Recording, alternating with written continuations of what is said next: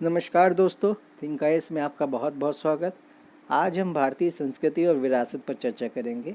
हमारा प्रश्न है, सूफी और मध्यकालीन रहस्यवादी सिद्ध पुरुष संत हिंदू और मुसलमान समाजों के धार्मिक विचारों और रीतियों को या उनकी वाह संरचना को पर्याप्त सीमा तक रूपांतरित करने में विफल रहे, इस पर टिप्पणी कीजिए।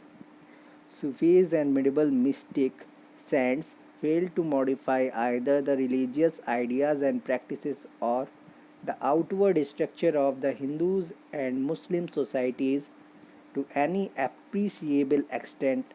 Comment on this. मध्यकालीन भारत सामाजिक एवं धार्मिक स्तर पर विभिन्न तरह की समस्याओं से जकड़ा हुआ था। सामाजिक स्तर पर जाति, वर्ण, वर्ग एवं लिंग आधारित विभेद थे, तो धार्मिक स्तर पर कट्टरता, विद्वेष एवं रूढ़िवादिता की प्रवृत्ति अपने चरम पर थी। समाज और धर्म में व्याप्त इस तरह की समस्याओं के बीच भक्ति और सूफी की विचारधारा का तेजी से विकास हुआ।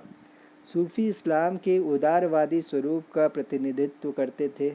उन्होंने रूढ़िवादी परिभाषाओं तथा धर्माचार्यों द्वारा की गई कुरान और हदीस की बौद्धिक व्याख्या की आलोचना की एवं उसे मानव केंद्रित बनाने का प्रयास किया।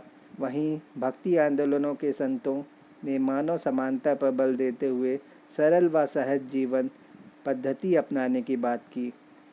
भक्ति व सूफी संत सभी धर्मों की मौलिक समता व ईश्वर की एकता पर बल देते हुए धार्मिक कर्मकांडों व आडंबरों का विरोध कर सहज भक्ति एवं विश्वास पर बल देते थे।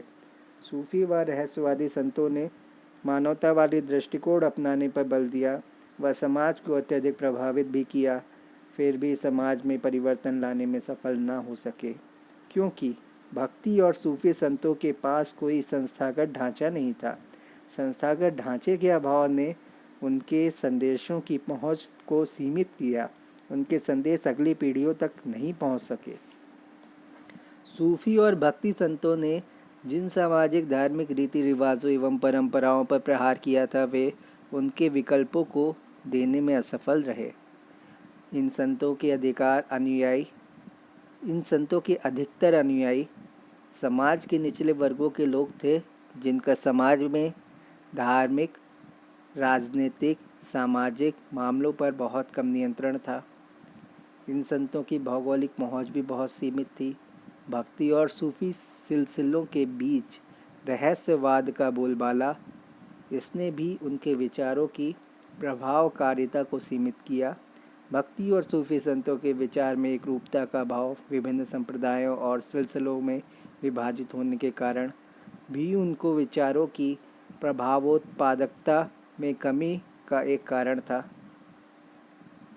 कालांतर में खानकाहों में धन का अत्यधिक संग्रह होने से सूफी संत विलासितापूर्ण जीवन व्यतीत करने लगे और उनका नैतिक पतन भी हुआ।